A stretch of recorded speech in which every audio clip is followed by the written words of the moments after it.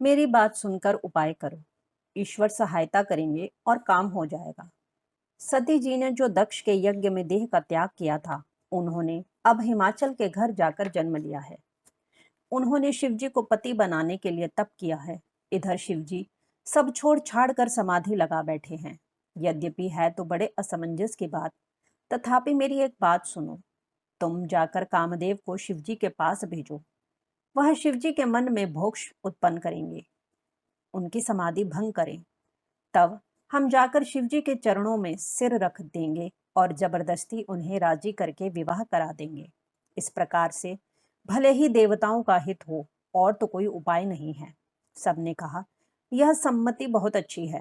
फिर देवताओं ने बड़े प्रेम से स्तुति की। तब विषम 5 बाण धारण करने वाला और मछली के चिन्ह युक्त ध्वजा वाला कामदेव प्रकट हुआ। देवताओं ने कामदेव से अपनी सारी विपत्ति कही। सुनकर कामदेव के ने मन में विचार किया और हंसकर देवताओं से यूं कहा कि शिवजी के साथ विरोध करने में मेरी कुशल नहीं है। तथापि मैं तुम्हारा काम तो करूंगा, क्योंकि वेद दूसरे के उपकार को परम धर्म कहते हैं। जो दूसरे के हित के लिए अपना शरीर त्याग देता है, संत सदा उसकी बड़ाई करते हैं।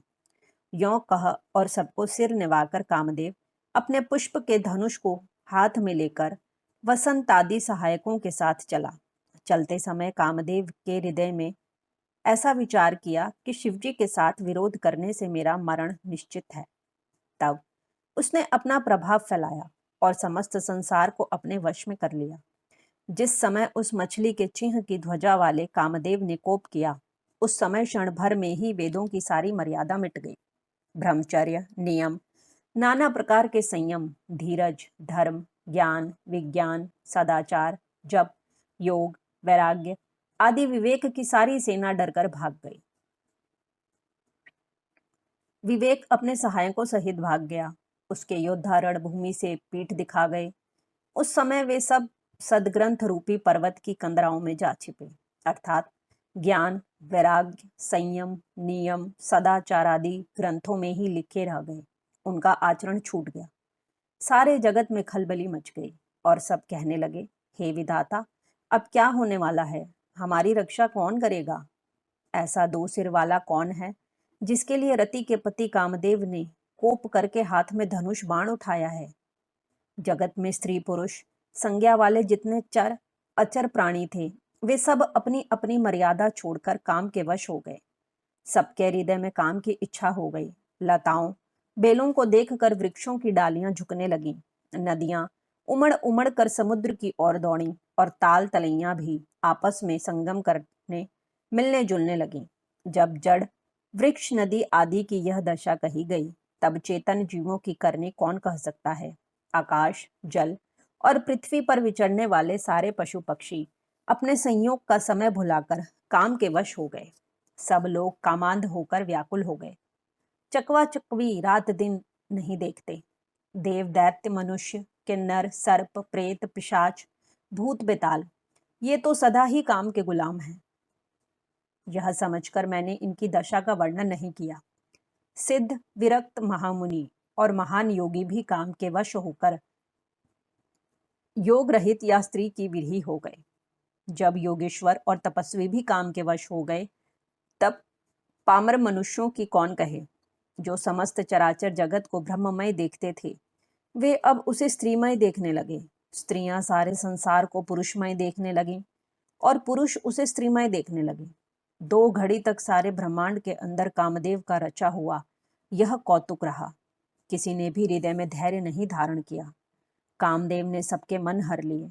श्री रघुनाथ जी ने जिनकी रक्षा की, केवल वे ही उस समय बचे रहे। 2 घड़ी तक ऐसा तमाशा हुआ। जब तक कामदेव शिवजी के पास पहुंच गया, शिवजी को देखकर कामदेव डर गया। तब सारा संसार फिर जैसा का तैसा स्थिर हो गया। तुरंत ही सब जीव वैसे ही सुखी हो गए, जैसे मत वाले नशा पिए हुए लोग नशा उतर जाने पर सुखी होते हैं। दुराधर्ष, जिनको पराजित करना अत्यंत ही कठिन है, और दुर्गम, जिनका पार पाना कठिन है, भगवान संपूर्ण ऐश्वर्य, धर्म, यश, श्री, ज्ञान और वैराग्य रूप 6 ईश्वरीय गुणों से युक्त रुद्र महाभयंकर शिवजी को देखकर कामदेव भयभीत हो गया। लौट जाने में लज्जा मालूम होती है और करते कुछ बनता नहीं। आखिर मन में मरने का निश्चय करके उसने उपाय रचा। तुरंत ही सुंदर ऋतुराज वसंत को प्रकट किया। फूले हुए नए नए वृक्षों की कतारें सुशोभित हो गई। वन उपवन, बावली तालाब और सब दिशाओं के विभाग परम सुंदर हो गए। जहां तहां मानो प्रेम उमड़ रहा है, जिसे देखकर मरे मनों में भी कामदेव जाग उठा। मरे हुए मन में भी कामदेव जागने लगा। वन की सुंदरता कहीं नहीं जा सकती। काम रूपी अग्नि का सच्चा मित्र शीतल मंद सुगंधित पवन चलने लगा। सरोवर में अनेकों कमल खिल गए, जिन पर सुंदर भंवरों के समूह गुंजार करने लगे। राजहंस, कोयल और तोते रसीली बोली बोलने लगे और अप्सराएं गा गा कर नाचने लगी। कामदेव अपनी सेना समेत करोड़ों प्रकार की सब कलाएं उपाय करके हार गया, पर शिव जी की अचल समाधि न डिगी। तब कामदेव क्रोधित हो उठा। आम के वृक्ष की एक सुंदर डाली देखकर मन में क्रोध से भरा हुआ कामदेव उस पर चढ़ गया। उसने पुष्प धनुष पर अपने पांचों बाण चढ़ाए और अत्यंत क्रोध से लक्ष्य की ओर ताक कर उन्हें कान तक तान लिया। कामदेव ने तीक्ष्ण 5 बाण छोड़े, जो शिवजी के हृदय में लगे। तब उनकी समाधि टूट गई और वे जाग गए। शिवजी के मन में बहुत क्षोभ हुआ। उन्होंने आंखें खोलकर सब ओर देखा। जब आम के पत्तों में छिपे हुए कामदेव को देखा तो उन्हें बड़ा क्रोध हुआ, जिससे तीनों लोक कांप उठे। तब शिवजी ने तीसरा नेत्र खोला। उनके देखते ही कामदेव जलकर भस्म हो गया। जगत में बड़ा हाहाकार मच गया। देवता डर गए, दैत्य सुखी हुए, भोगी लोग काम सुख को याद करके चिंता करने लगे और साधक योगी निष्कंटक हो गए।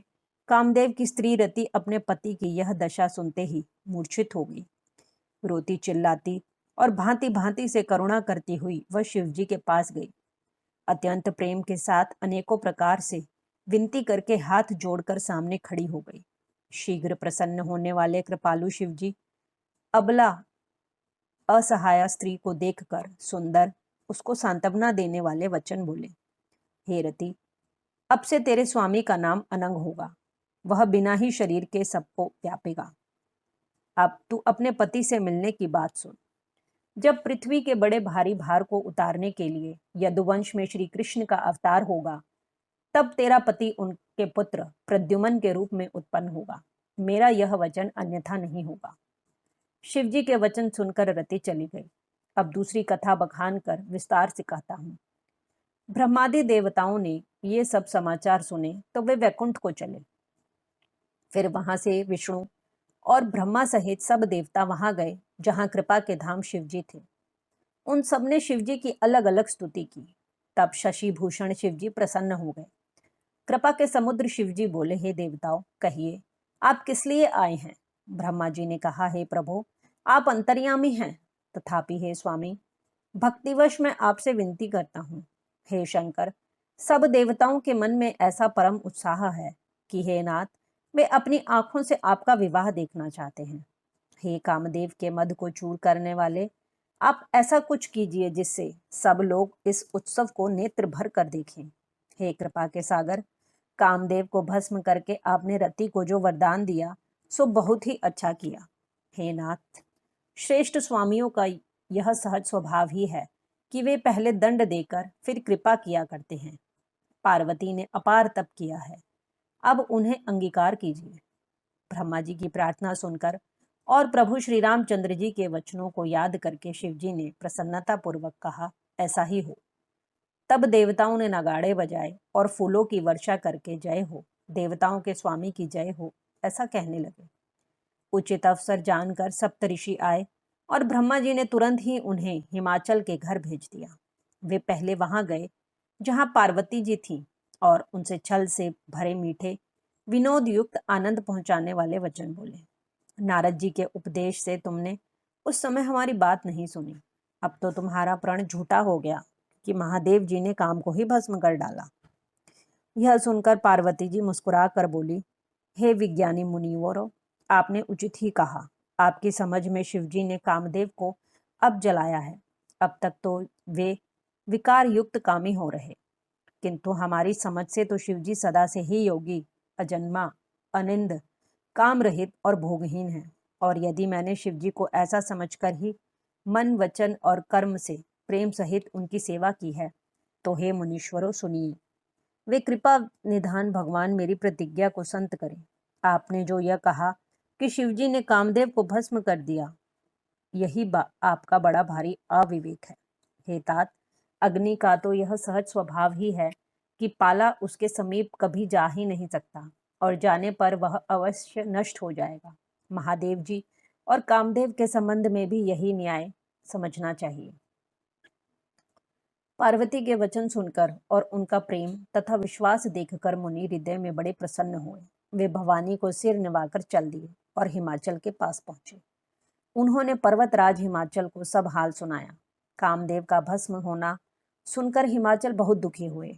फिर मुनियों ने रति के वरदान की बात कही। उसे सुनकर हिमवान ने बहुत सुख माना।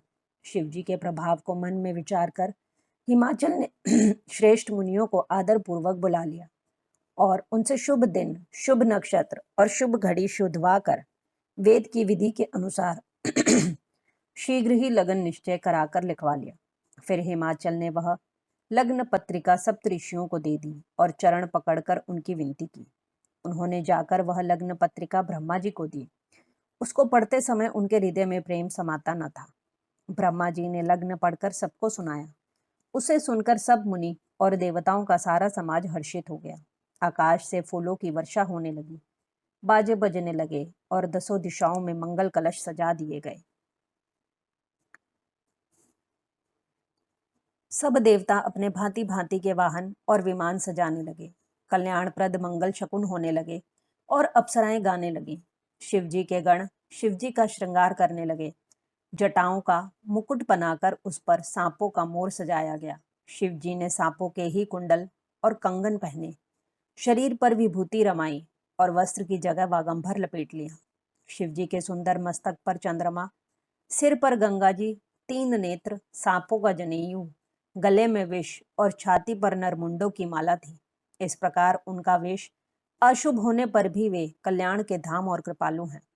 एक हाथ में त्रिशूल और दूसरे में डमरू सुशोभित है। शिवजी बैल पर चढ़ कर चले, बाजे बज रहे हैं। शिवजी को देखकर देवांगनाएं मुस्कुरा रही हैं और कहती हैं कि इस वर के योग्य दुल्हन संसार में नहीं मिलेगी। विष्णु और ब्रह्मा आदि देवताओं के समूह अपने अपने वाहनों सवारियों पर चढ़कर बारात में चले। देवताओं का समाज सब प्रकार से अनुपम परम सुंदर था, पर दूल्हे के योग्य बारात न थी। तब विष्णु भगवान ने सब दिक्पालों को बुलाकर हंसकर ऐसा कहा, सब लोग अपने अपने दल समेत अलग अलग होकर चलो। हे भाई, हम लोगों की यह बारात वर के योग्य नहीं है। क्या पराए नगर में जाकर हंसी कराओगे? विष्णु भगवान की बात सुनकर देवता मुस्कुराए और वे अपनी अपनी सेना सहित अलग हो गए।